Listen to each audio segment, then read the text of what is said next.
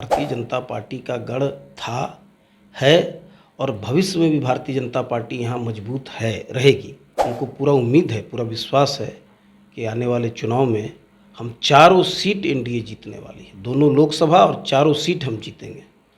तो 31 जिला परिषद के सदस्य हैं, तो ये तो मानना पड़ेगा कि 16 से ज़्यादा हमारे साथ थे, तभी हमारा चेयरमैन बना।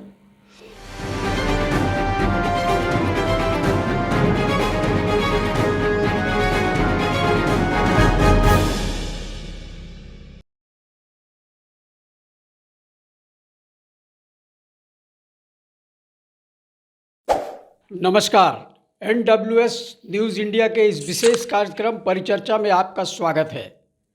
हर दिन की तरह आज हम लेकर के आए हैं भाजपा युवा मोर्चा के पूर्व जिलाध्यक्ष वीरभद्र प्रसाद सिंह को।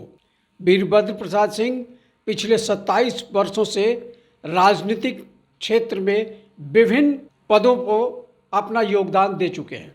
चलिए उनसे बात करते हैं, आपको कराते हैं उनके कर्मों से रूबरू।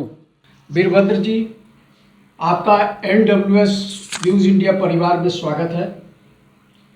हम आपसे जानना चाहेंगे कि आप 27 वर्षों से सक्रिय राजनीति में जुड़े रहे, कुछ खट्टे मीठे अनुभव को साझा कीजिए। सबसे पहले तो NWS न्यूज़ इंडिया को बहुत बहुत साधुवाद। अभी तक आप लोग जितना लोगों का इंटरव्यू लेते हैं या जो मैं अमूमन देखता हूँ, वो नेताओं का इंटरव्यू देखता हूँ। NWS इंडिया ने हमको पहली बार स्टूडियो में एक कार्यकर्ता को बुलाया है, इसके लिए आपको बहुत बहुत साधुवाद, धन्यवाद। हम लोग भारतीय जनता पार्टी के कार्यकर्ता मूल रूप से जब मैट्रिक इंटर कर रहे थे तो बूथ एजेंट से अपना राजनीतिक पारी हम लोग चालू किए और पार्टी का विभिन्न दायित्वों का निर्वहन करते हुए युवा मोर्चा के जिला स्तर का भी दायित्व का निर्वहन किया। ये जो एकीकृत बोकारो नगर था, उसका मैं इलेक्टेड अध्यक्ष रहा, पार्टी का जिला का मंत्री रहा, उपाध्यक्ष रहा, विभिन्न चुनावों में अपनी भूमिका, हर चुनाव में एक कार्यकर्ता के रूप में हमारी जो भूमिका हो सकती है वो रही।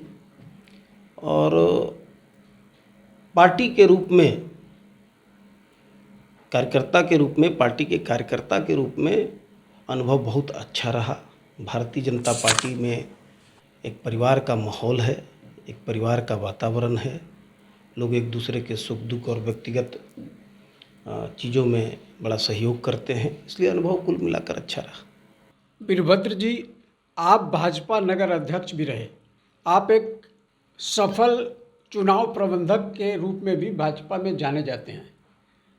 चुनाव प्रबंधन में क्या क्या सावधानियां बरतनी होती है और आप इतना सफल उस क्षेत्र में कैसे हुए हैं, ये हमारे दर्शकों को बताएं। देखिए, कोई भी इलेक्शन मल्टी डायनेमिक एस्पेक्ट होता है, उसके बहुत सारे आयाम होते हैं और सबसे बड़ा जीत का कारण जो भारतीय जनता पार्टी का रहता है, उसके पीछे कई कारण तो होते ही हैं। सबसे बड़ा कारण जो होता है वो होता है कि भारतीय जनता पार्टी के विचारों को इस देश की जनता, इस राज्य की जनता, क्षेत्र की जनता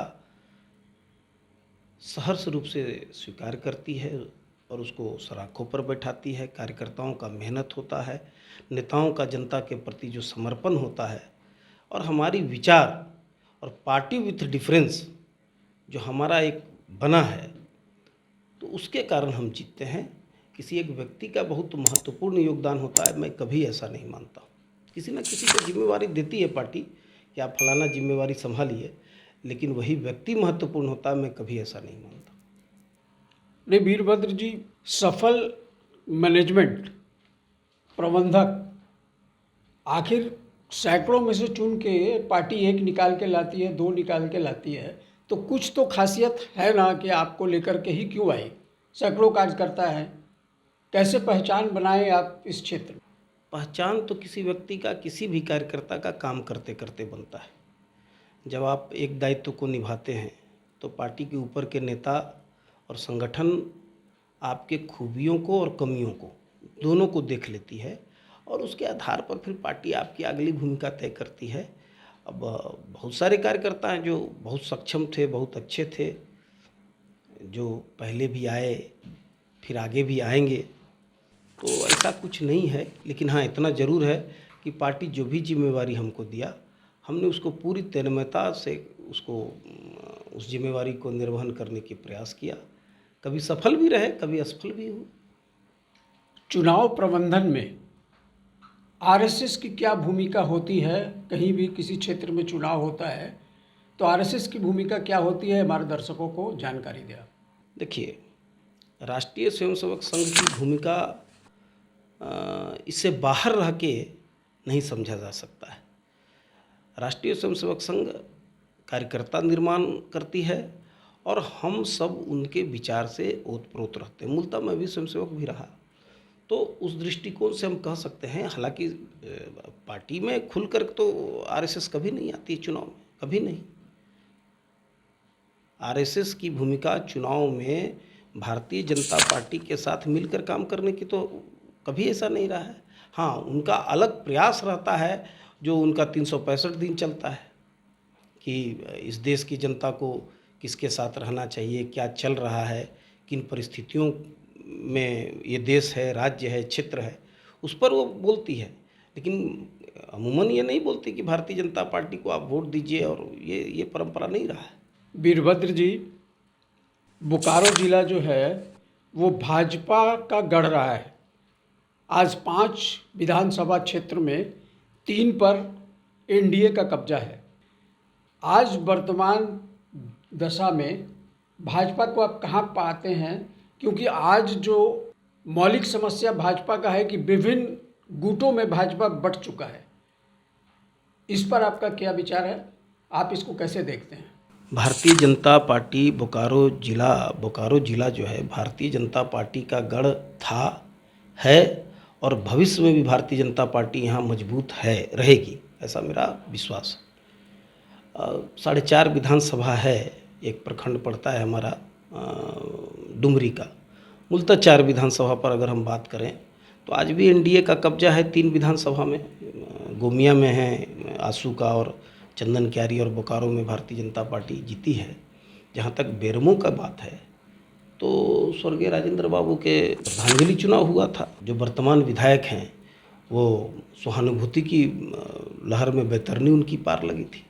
लेकिन अगर हमको पूरा उम्मीद है, पूरा विश्वास है कि आने वाले चुनाव में हम 4 सीट एनडीए जीतने वाली है, दोनों लोकसभा और 4 सीट हम जीतेंगे। ऐसा आपका पूरा विश्वास? पूरा विश्वास है, और इस विश्वास के कई कारण हैं। लोकतंत्र में आप चुनाव की सफलता की आधार क्या मानते हैं? उसका आधार है, देखिए अभी बेरमो उपचुनाव के बाद हमारा जिला परिषद का चुनाव हुआ और वो चुनाव हम जीते, हमारा चेयरमैन हमारा है। तो 31 जिला परिषद के सदस्य हैं, तो ये तो मानना पड़ेगा कि 16 से ज़्यादा हमारे साथ थे, तभी हमारा चेयरमैन बना। तो उस आकलन को अगर देखिएगा तो आपको भारतीय जनता पार्टी बहुत मजबूत नजर आएगी। और उसमें बेरमो और गोमिया में हम बहुत अच्छा हमारा परिणाम आया है जिला परिषद और मुखिया के चुनाव में।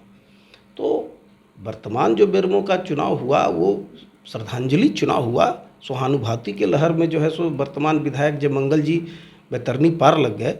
लेकिन आने वाले चुनाव में हमारा जो परफॉर्मेंस है वो बहुत ज़बरदस्त रहने वाला है। चलिए, भाजपा की तो हम लोग बात कर ली, अब जरा बात करते हैं एनडीए की। चंदन क्यारी विधानसभा क्षेत्र में भाजपा के वर्तमान विधायक हैं। 2 बार वो लगातार विधायक बन गए, मंत्री भी रहे। आज चंदन क्यारी विधानसभा में जो स्थिति है कि एनडीए, एक भाजपा और एक आजसू के नेता, दोनों एक दूसरे के खिलाफ बयानबाजी कर रहे हैं, तो कहाँ है मजबूती चंदन क्यारी क्षेत्र में? देखिए, चंदन क्यारी में हम दूसरी बार जीते, भारतीय जनता पार्टी जो विजय हुई, और इसमें कोई संदेह नहीं है। मैं आज आपको बताता हूं कि भारतीय जनता पार्टी चंदन क्यारी में आने वाले चुनाव में जो हमारा मतों का अंतर है वो वर्तमान मतों के अंतर से 2.5 से 3 गुना रहेगा, ये मैं आज आपको गारंटी दे रहा हूँ। जहाँ तक एनडीए की बात है तो शीर्ष नेतृत्व तय करेगा, उसमें कहीं कोई दिक्कत की बात नहीं है। आसू और भारतीय जनता पार्टी के बीच में वहाँ कोई बात नहीं है। बात है कि शीर्ष नेतृत्व जो तय करेगा उसी के आधार पर आगे भारतीय जनता पार्टी के कार्यकर्ता काम करेंगे। पार्टी के फ्लोर पे इस तरह की चर्चा होती है क्या कि अपने सहयोगी दल के गतिविधियों के कारण भाजपा की छवि बिगड़ती है? देखिए, जहाँ बिगड़ती है वहाँ तो बात होती होगी, लेकिन बोकारो जिला भारतीय जनता पार्टी और एनडीए में कोई अभी तक ऐसा देखने में नहीं आ रहा है। बाकी जगहों की बात मैं नहीं कर सकता, यहाँ पर इस तरह की कोई बात नहीं। चलिए वीरभद्र जी, आप हमारे स्टूडियो में आए, आपका बहुत बहुत धन्यवाद।